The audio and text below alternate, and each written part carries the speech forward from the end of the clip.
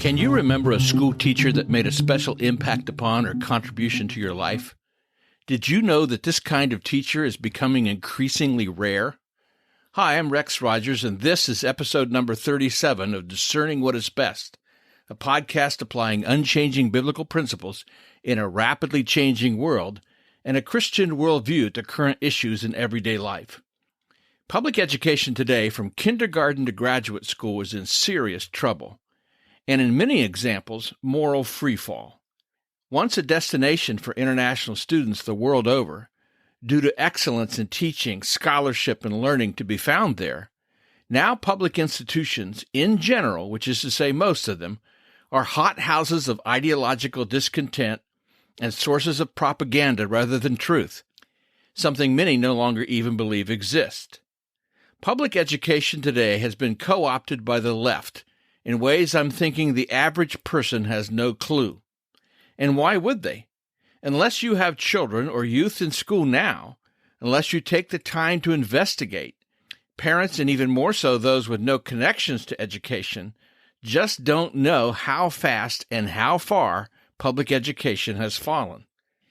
Allow me to take a moment to emphasize that I am not, most definitely not, impugning the integrity or values of every teacher or professor or staff person serving in public education. Far from it. Among those who are standing firm for truth, critical thinking, First Amendment liberty, and morality, I think they are our new first responders. These diligent teachers, professors, and staff members are the ones in positions to help children and youth, young people, before they are overwhelmed by values contrary to science, history, religion, and common sense. And not every school has surrendered its educational philosophy to the ideological left to the extent of other schools. But the exceptions are an endangered species. Public education from kindergarten to graduate school is now home to equity of results, not equality of opportunity, LGBTQ orthodoxy, gender as a social contract, sexually explicit curricula in elementary schools, climate change propaganda, critical race theory promoted by the organization Black Lives Matter, a theory that oddly teaches racism as a means of eliminating racism, and then argues endlessly for the absolutized values of diversity, inclusion, and equity, labeling anything not to their liking as white supremacy. Woke political correctness and so-called microaggressions, extensive politicization of sports, hostility toward Christianity, victim mentality promoting victimhood, and casting aside science, reason, history, and biology, and often repressing freedom of speech and diverse opinions. Honestly, it is so bad in many public universities that I find it sad and disconcerting when I can't get excited at the announcement that a friend's son or daughter has gained entrance at a certain public U. Some of the big-name schools are better known for their football programs, a sport I enjoy, than their academic programs, many of which have succumbed to anti-Americanism, promotion of abortion on demand, and unfettered sexual expression, the class conflicts of cultural Marxism, and the worship of race. Liberal education in American schools was once the engine of free civilization and economic development.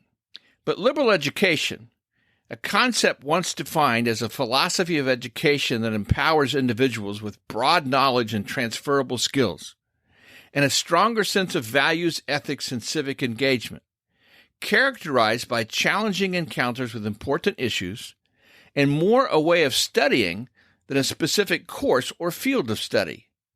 That liberal education is now fast fading from the educational landscape. Take this example. Critical thinking was once a primary goal of liberal education. But now in many public educational institutions, critical thinking really isn't, or at least it isn't what employers mean when they use that term.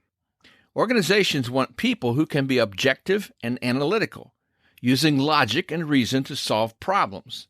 That's what the term critical thinking means to them, and what it has meant for most of us for decades. Today, however, that is not at all what colleges and universities mean, or perhaps what most professors mean.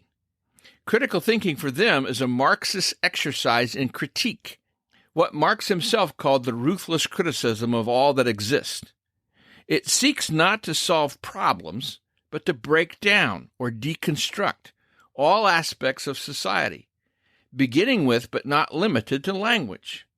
So colleges and universities are teaching students to deconstruct, to tear down, to reject traditional values, to rely on emotion over reason or evidence, to believe life and society are unfair, though they are entitled, to be in a continual state of anxious anger.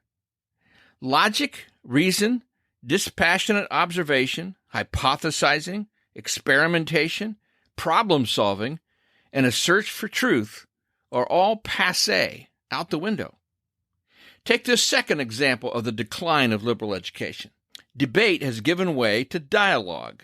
There was a time when evidence, reason, and logic mattered, so genuine debate could take place. Not so with the new orthodoxy. Here, disagreement is an intolerable personal affront. It is construed as a denial of others, of their experience, of who they are.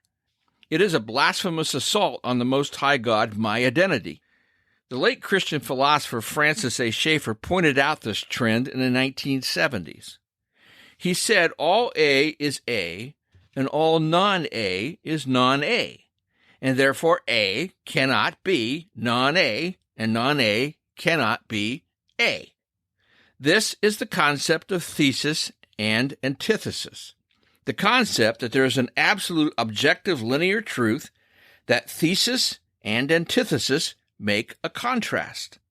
But the philosopher George Friedrich Hegel showed up and said that thesis and antithesis shouldn't equal contrast. They should equal synthesis. In other words, there are no absolute truths. There is no right thesis, only many ideas that may result in synthesis. The loss of antithesis in American culture led to what Dr. Francis Schaeffer coined as the line of despair, the giving up of all hope of achieving a rational, unified answer to knowledge and life.